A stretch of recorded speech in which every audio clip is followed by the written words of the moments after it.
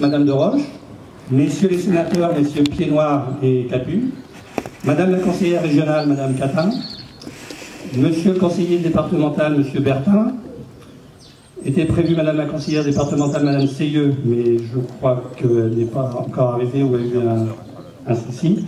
Monsieur le président de l'Aglo Saumur-Val-de-Loire et maire de Saumur, Monsieur Boulet, contre-amiral Gauthier, ancien commandant du TCD Orage de 2000 à 2002, capitaine de frégate Mignot à sa droite, délégué militaire marine pour le Maine-et-Loire, mesdames, messieurs de la gendarmerie, des pompiers, de l'armée de terre, anciens combattants et porte-drapeaux, mesdames et messieurs les maires et élus de la Lande-Châle et des communes voisines, chers habitants de la Lande-Châle, chers anciens marins et membres de l'amicale et leurs épouses.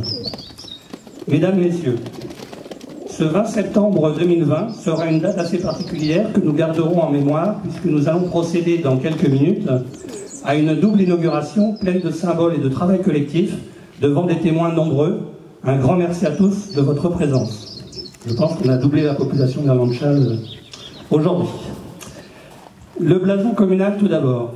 Officialisé en 2015, en respectant les règles héraldiques en la matière, nous étions loin d'imaginer qu'en 2020, ce blason remporterait sur le réseau social Twitter le prix du plus beau blason de France.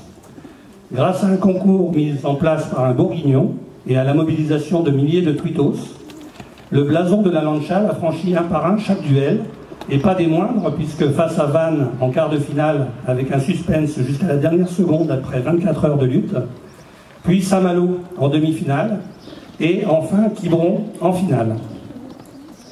Nous étions le petit pousset, et nous ne remercierons jamais assez tous ceux qui se sont mobilisés, politiques de toutes opinions et à tous les niveaux, local, départemental et régional, mais aussi le milieu sportif, comme le SCO d'Angers, entre autres, et bien entendu des centaines d'individuels demandant à chacun de leurs contacts de voter pour notre blason. Sans cette mobilisation collective, par plaisir du jeu et peut-être aussi pour l'amour de l'Anjou, notre commune de 124 habitants, la moins peuplée de Maine-et-Loire, n'aurait jamais réussi seule cet exploit. Au nom de tous les habitants, qu'ils en soient tous vivement remerciés. Cela a permis ensuite une médiatisation extraordinaire sur le net, en presse papier, et jusqu'à ce reportage au JT du Trésor de TF1, rêve de tout maire des communes rurales que de voir parler de son territoire au journal de Jean-Pierre Pernaut. Et puis pile avant qu'il s'en aille, en plus. Et nous n'oublierons pas non plus le buzz sur l'énergie, avec l'animateur Coé, qui a bien fait rire tout le monde avec son appel téléphonique à une habitante pour lui faire croire qu'il fallait remplacer l'écureuil. Merci à Brigitte Javron, qui jusqu'au bout de la conversation n'a pas voulu qu'on touche à l'écureuil du blason. Presque 100 000 vues depuis le 10 juin 2020 sur YouTube. S'en est suivi l'idée de réaliser ce blason en mosaïque pour le mettre en valeur sur la façade de la mairie. Grâce à un financement participatif largement suivi, 124 donateurs, ce qui pour l'anecdote correspond pile poil au nombre d'habitants, donc c'est assez étonnant qu'on soit tombé pile sur ce nombre-là, nous avons pu assurer cette création par l'artiste saumuroise Christine Touhari, à ma droite, présente aujourd'hui. Cela a nécessité plus de 40 heures de travail et ce fut une première pour elle que de mettre son talent au service d'une commune pour un blason. Autant vous dire déjà que nous en sommes très satisfaits et heureux du résultat que vous allez découvrir sous peu. N'hésitez pas à lui poser toutes vos questions et profiter de sa présence ou la rencontrer à son atelier sur Saumur un autre jour. Encore grand merci à elle. Et merci à tous ceux qui ont participé au financement sur le net. Nous avons pu acquérir en plus par ce biais un blason sur support métallique qui servira pour les photos, celui qui est devant moi, mais en forme rectangulaire. Alors en plus, on a le droit d'en avoir deux, parce qu'au moment de la livraison, l'entreprise qui l'a créé a fait tomber le colis et l'a abîmé. Donc il y avait une pointe qui était abîmée, et du coup, il m'appelle pour me dire il y aura un délai, on est obligé d'en faire un. Donc je lui dis mais oui, mais le premier, vous en faites quoi? Alors il dit ben on le jette. Et du coup, on en a eu deux pour le prix d'un. Voilà. Et puis ensuite, on a fait également un drapeau communal. Donc c'est le drapeau qui est derrière vous là. Alors en fait, un drapeau communal, ça obéit exactement aussi aux mêmes règles héraldiques qu'un blason. On appelle ça la vexillologie. Alors la première fois que j'ai vu ce mot-là, je croyais que c'était une association de personnes vexées. Et en fait non, ça s'appelle la vexillologie. Et ça obéit à des règles strictes où par exemple un blason ne doit pas être mis sur un fond blanc comme souvent des mairies le font malheureusement, mais c'est l'équivalent du blason dans une forme rectangulaire.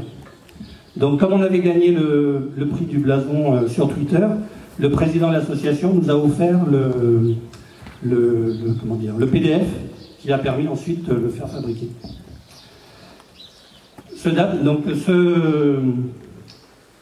tableau mentionnant tous ceux qui ont participé, donc qui est tenu dans les mains de notre ingénieur en son en chef de Moulierne, Monsieur Nourrisson. Sur ce tableau, on a mentionné tous ceux qui ont participé à ce financement, et ce tableau sera fixé dans la salle du conseil municipal et permettra de conserver en mémoire cette opération collective. Encore merci à tous. Pour ceux présents aujourd'hui qui se seraient déplacés et qui n'auraient pas encore reçu les contreparties mentionnées, n'hésitez pas à voir cela avec Sylvaine, notre secrétaire de mairie qui est là, qui va lever la main pour dire qu'elle est là. Et donc c'est elle qui pourra vous recevoir après derrière moi pour vous donner les contreparties si vous ne les aviez pas reçues. Au sujet de l'encre de marine, donc celle-ci a été offerte à l'amicale des anciens marins du TCD Orage par décision de la ministre aux Armées Florence Parly en date du 23 décembre 2019. Il faut savoir que le matériel de la marine est vendu au domaine, et quand une amicale d'anciens marins fait la demande, elle peut obtenir l'objet demandé gratuitement, sous réserve d'avoir la signature du ou de la ministre. Donc ce fut le cas le 23 décembre 2019, ce fut un beau cadeau de Noël, et pas léger, puisque d'un poids d'une tonne 845. Récupéré à Brest en février 2020, avec la participation de Christophe Berson, deuxième adjoint présent, je peux vous dire qu'on n'est pas passé inaperçu sur la route, notamment dans les côtes, puisqu'on l'avait sur un plateau derrière un 4x4, et dans le Finistère, il y a des côtes. Donc c'était pas triste, on se faisait doubler par les poids lourds. Elle fut remise en état ensuite par quelques membres de l'amicale, et elle a copie de celle qui se trouvait sur l'arrière du transport de Chalon débarquement Orage. Celle de l'avant pesait plus de 5 tonnes.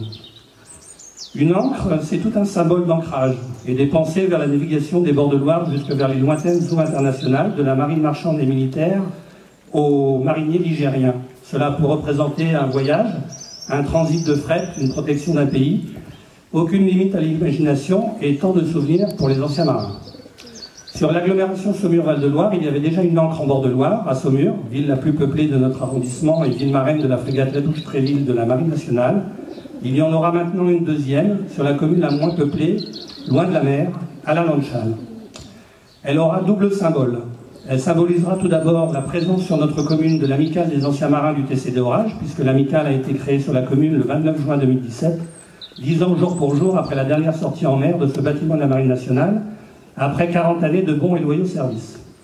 L'amicale compte en 2020 138 membres, anciens marins et une quinzaine de sympathisants, soit plus que le nombre d'habitants de la Landchal, presque un équipage à eux seuls. L'ancien mât de pavillon sauvé de la déconstruction la veille du départ du TCD Orage pour la Belgique était déjà présent devant la mairie depuis avril 2018. Il est dorénavant rejoint par cette ancre. Mais l'ancre aura aussi comme deuxième symbole de rappeler à tous que les habitants de la Landchal sont très ancrés à leur commune et souhaitent continuer à voir celle-ci exister à part entière et rester maître de son avenir.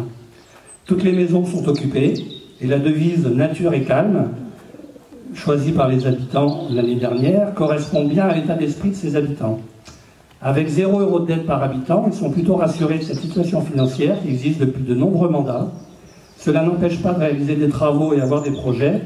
Puisse cette ancre marquer donc également cet attachement pour l'avenir. Tous les frais de cette réalisation ont été aussi pris en charge par le biais d'un financement participatif. Vous trouverez sur la plaque dévoilée dans quelques instants tous les noms des participants.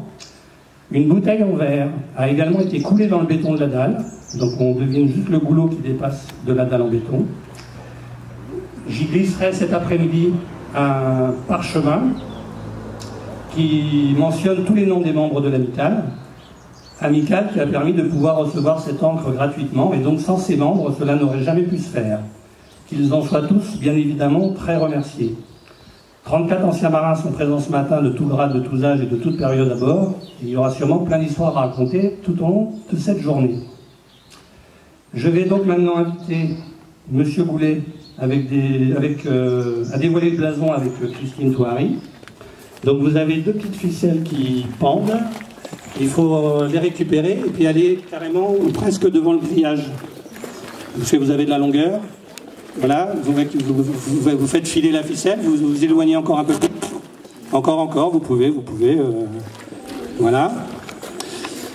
Donc ensuite, quand vous aurez fait cette opération, je vais demander à M. Goulet de partir avec le contre-amiral Gauthier pour aller dévoiler la plaque de l'encre. Et je vais leur laisser ensuite la parole. Et je finirai mon discours par vive l'amicale des anciens marins du TC d'Orage et vive la Landchal et ses habitants. Encore grand merci à tous.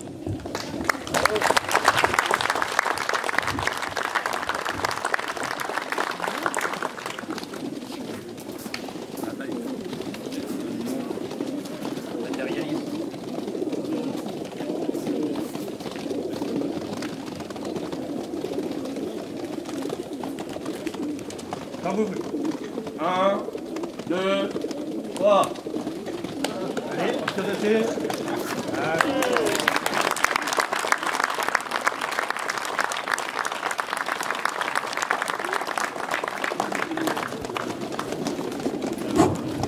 Donc un grand merci à Christophe Berson, qui est l'adjoint chargé aux travaux, de l'avoir mis en place, c'était avant-hier.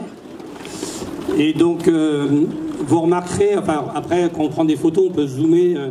Vous avez sur le côté gauche, en dessous les mains de l'écureuil, les initiales, en fait, de Christine Touari. Au départ, elle m'avait dit qu'elle voulait le mettre au dos. Alors je disais, ben oui, mais là, il va être accroché, donc on va pas voir grand-chose après. Elle voulait le mettre sur le côté. Je lui ai dit, bah, c'est pas terrible non plus. Donc je lui ai laissé, au niveau du conseil municipal, on lui a laissé le choix de le mettre où elle le voulait. Et donc elle a mis ses initiales pour qu'on se rappelle que ce soit elle qui a inauguré. Donc le bâtiment datait de 1875, le blason 2020. Et ça fera partie de l'histoire de la commune dorénavant. Encore merci à vous. Voilà.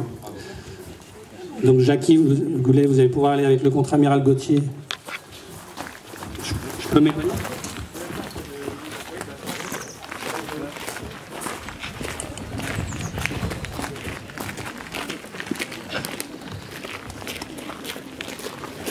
Après l'élastique, il était là pour être caché. Attendez, moi, je fais une photo comme ça. Je vais s'y prendre comment ? Comme vous le sentez.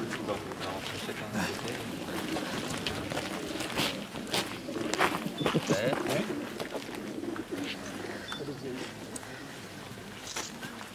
Bon, vous les avoir tous les deux.